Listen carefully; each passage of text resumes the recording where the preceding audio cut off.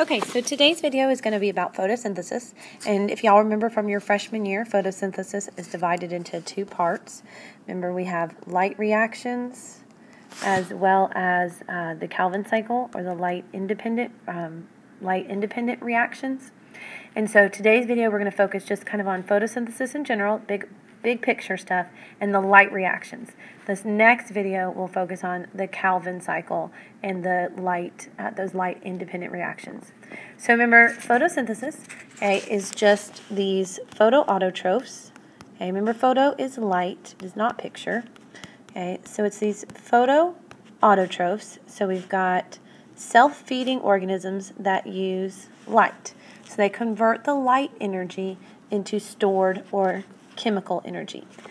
So they're converting this light energy into the stored chemical energy.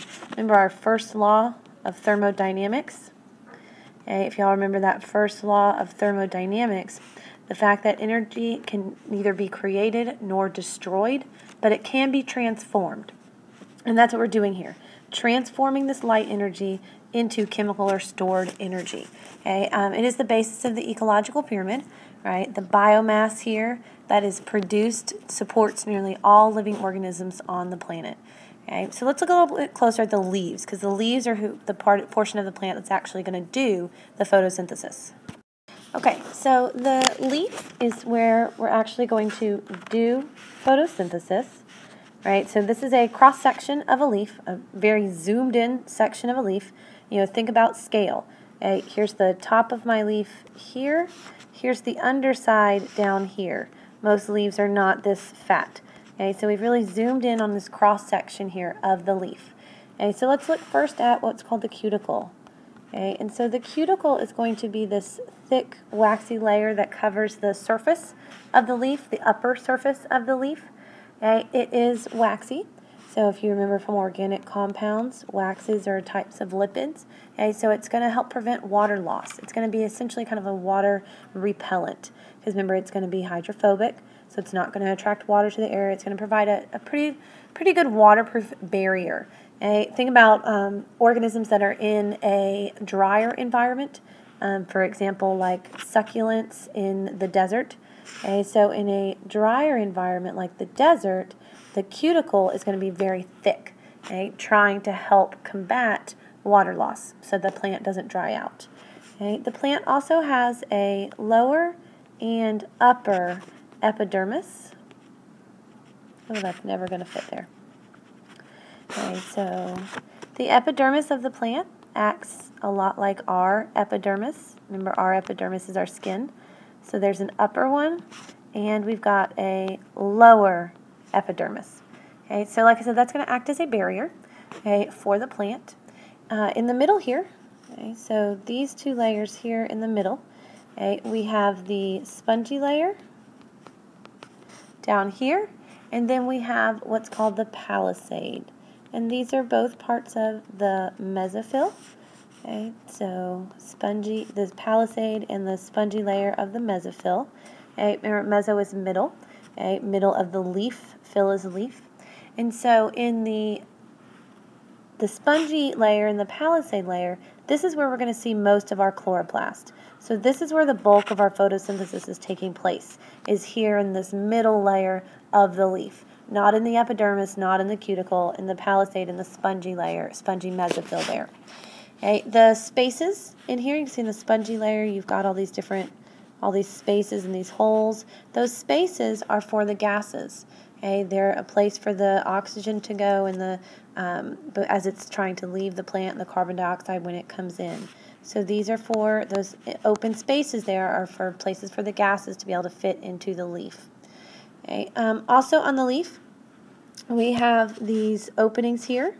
You guys might remember these here. So the opening or the pore, which is called the stoma. Remember, plural is stomata. So the stoma is the pore or the opening. And remember, that opening, that stoma, so that stoma allows for gas exchange. It allows for carbon dioxide to go into the plant, oxygen to exit the plant. It is also where water leaves the plant. So it's important that we remember that. It is also where water is going to leave the plant from.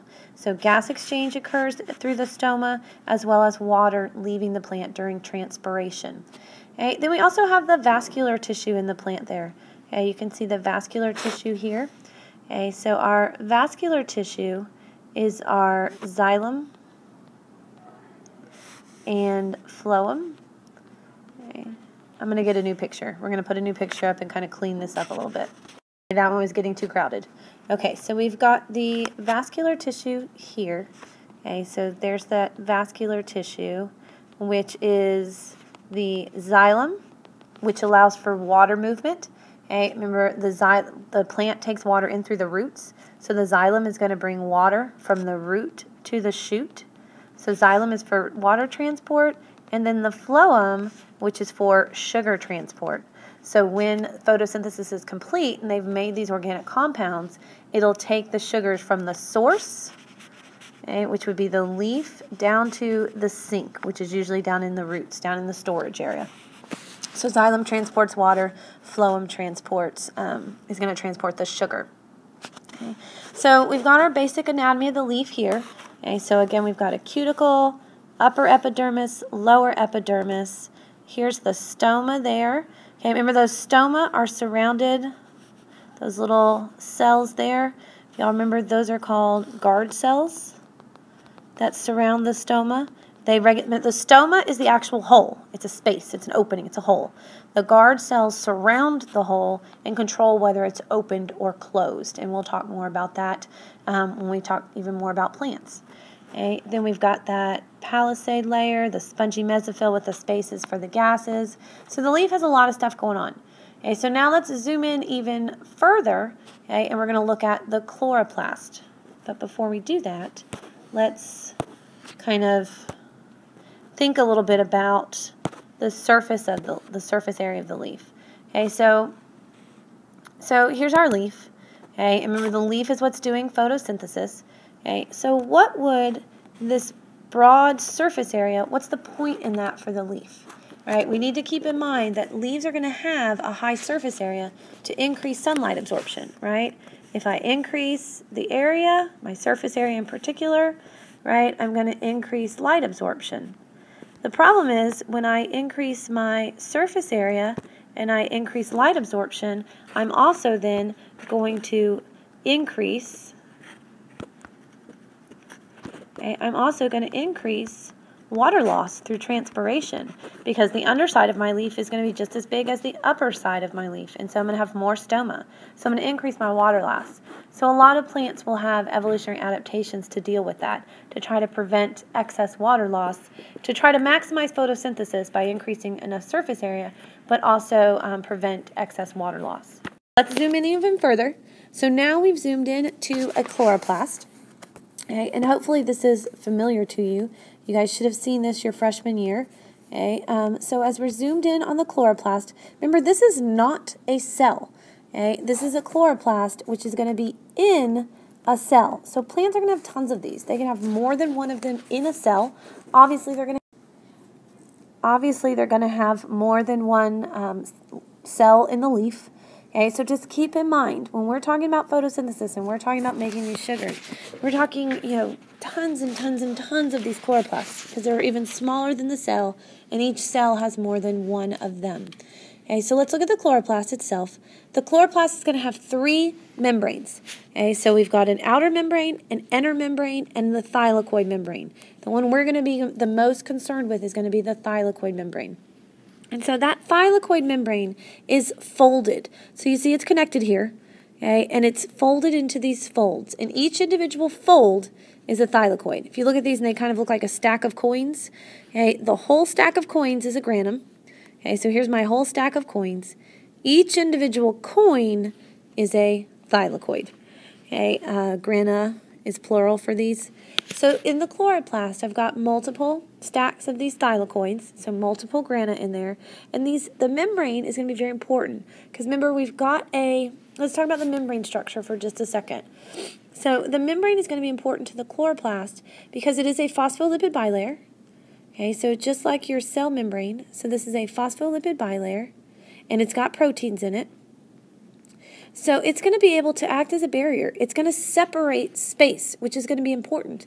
To be able to do photosynthesis, we need two separate places.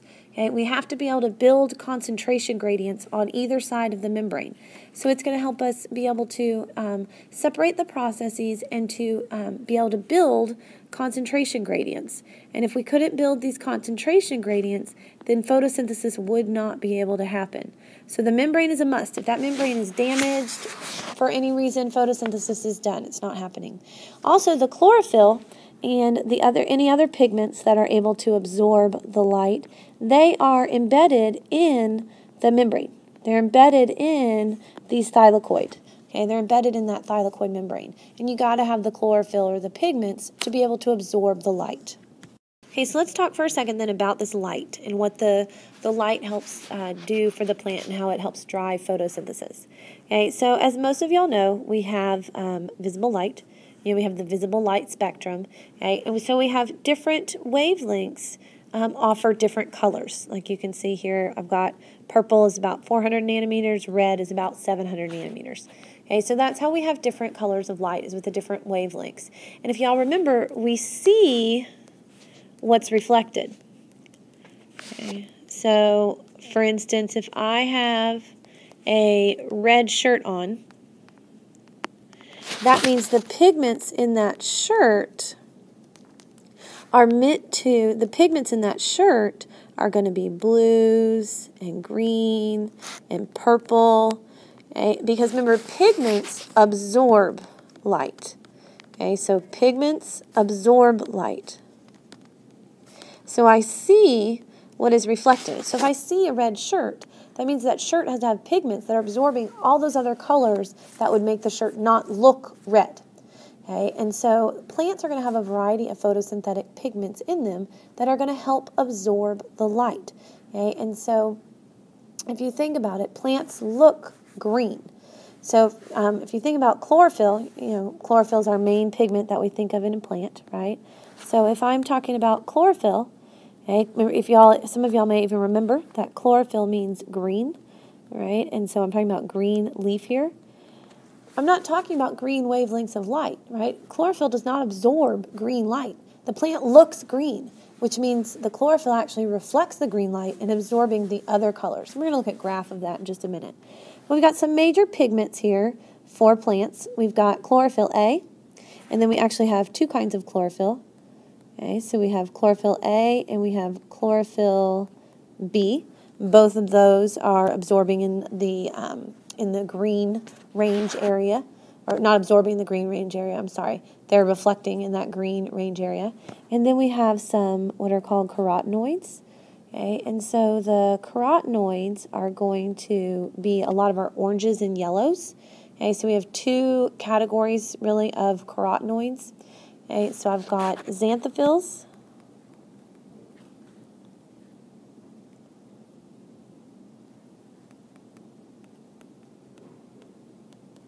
and carotenes.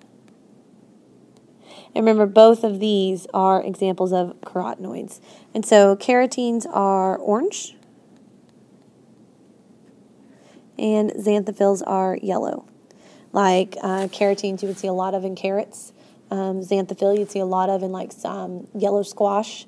Okay, would have a lot of xanthophyll in it. So these are the main pigments that we're going to see in plants. The advantage to having all these different pigments would, hopefully you've already kind of put two and two together here, is that I'm going to absorb a much wider range of light here. Okay, so if I look at my yellow line here with my carotenoids, okay, they absorb well in the blues, some of the greens. My two chlorophylls absorb very well in the blues and the purples, and then again over here in the reds and the oranges. So it allows me to pick up much more, it allows the plant to pick up much more light energy.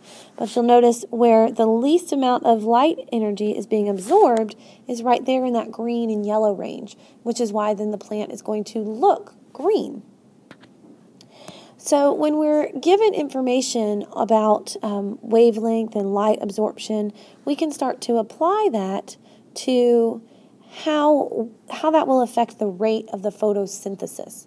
Okay, so for example, up here, On the top, I have what's called an absorption spectrum, and that's what we were just looking at. Okay, so that absorption spectrum is giving me information